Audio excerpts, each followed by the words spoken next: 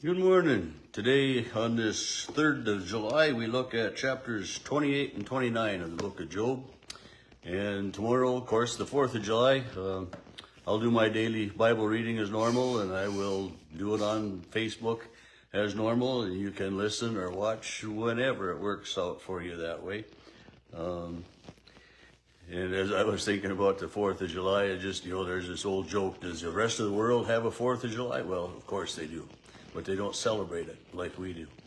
And to remember and to appreciate the freedoms that we have as citizens of the United States it's a true privilege, I think, to live in this nation for everything that we have, rights and opportunities that, much of the rest of, I don't know if I should say much, but other places in the world don't have.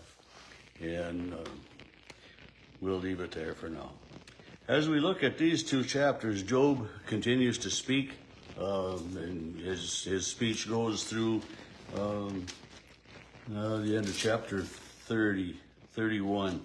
So tomorrow again we'll be listening to this speech of Job's, and he's somewhat speaking to these three friends, but he's kind of just thinking too. I mean, he starts out, surely there's a mine for silver, place you can find gold, iron's taken from the earth, miners, and then he comes to verse 12.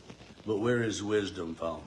We can find gold and silver and iron and other minerals. We can find water. We can find all kinds of things in the earth. And we can mine them. We can, that way.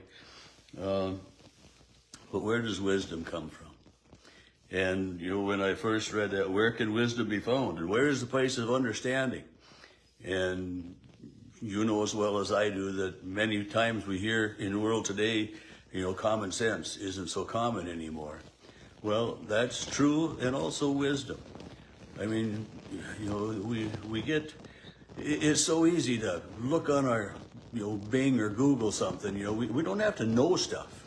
And our children, are impacted by that as well. But they know they can find stuff, wherever they need, wherever and whenever they need to. And it makes such a difference. But where is wisdom found?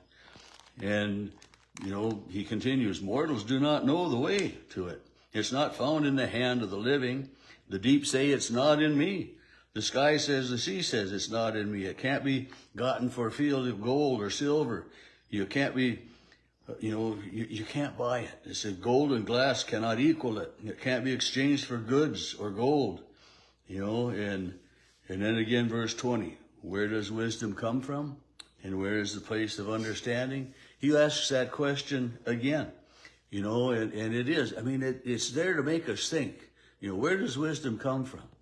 And he gives us an answer in verse 28, the last verse of chapter 28. And he said to humankind, truly the fear of the Lord is wisdom. That is wisdom.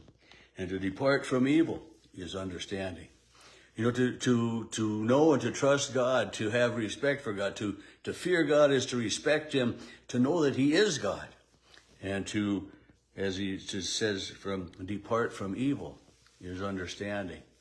And to know that there is evil in the world, to know that the devil is here tempting us, and there's so much wrong that can be done, to depart from that, to live lives of integrity, of honesty, of uprightness, live lives that look out for others, live lives that bring glory to God.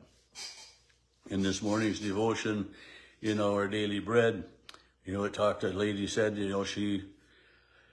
they taught a Bible study, weekly Bible study to youth, and they gave them Bibles. And, many years later, one of this group of youths says to her, I still read the Bible you gave me every day, and then this teacher's comment was, you could see it in her, in the way she lived, in her godly life. And so wisdom is the fear of the Lord. Wisdom is knowing God. Wisdom is following the commandments. Wisdom is treating others as you would want to be treated. And to depart from evil, as Job says, is understanding. I mean, that understanding comes from knowing God, knowing that, what we do in our lives makes a big impact on other lives. People often today will say, I can do it, and not hurting anybody else. Well, are you really sure it's not hurting anybody else? I mean, there are many things that, we might be done that, in innocence, that indeed could harm someone else. So Job's question, where does wisdom come from? Where is the place of understanding? He answers that for himself, for the people that are listening, and for himself. Wisdom comes from knowing God, and understanding comes from turning away from evil. When we understand that we sin every day and that we need God in our lives, this is wisdom. And Job talks about that. And then chapter 29, he goes on again. He's yearning for the past. Oh, that I were as in the once ago, as in the days when God watched over me, when his lamp shone over my head, and by his light I walked through darkness. When I was in my prime, when the friendship was God who was upon my tent, when I was in my prime. Oh, as we get older, we realize, how much difference it is in our lives. We don't have the stamina. We don't have the strength. There are, things that just aren't the same. Oh, that it was as I was in my prime, and it's such a wish, such a remembrance of what we could do in our prime. And then, verse 5, he says, when the Almighty was with me. And what a heartfelt statement that is. I mean, Job is feeling dejected by God. He's feeling neglected by God. He's feeling that God is no longer around. He's saying, oh, that, when the friendship of God was upon my tent, when the Almighty was with me, he's feeling the absence of God. But yet he knows what he stated in the last chapter, wisdom is knowing God. And so here now he's feeling just like God has abandoned him. And we feel that way. I mean, we just can't help it sometimes. We just wonder, where God is and what happened that way. Job goes on, when my children were around, when my steps were washed with milk and the rock poured out streams of oil, when I went to the gate of the city and they took notice. The young men noticed me, the people listened, the voices of princes were hushed, their tongues stuck to their mouths. And when the ear heard it, it commended me. And when the eye saw, it approved. And why was all of this happening? Why is Job yearning for those old days when people respected him, looked up to him? Because I delivered to the poor and to the orphan. I caused the widow's heart to sing for joy. I put on righteousness. My justice was like a robe.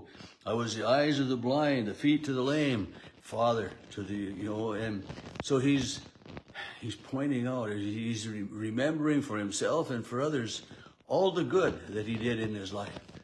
And that, that he was indeed, respecting God and had this understanding of living, living and impacting others.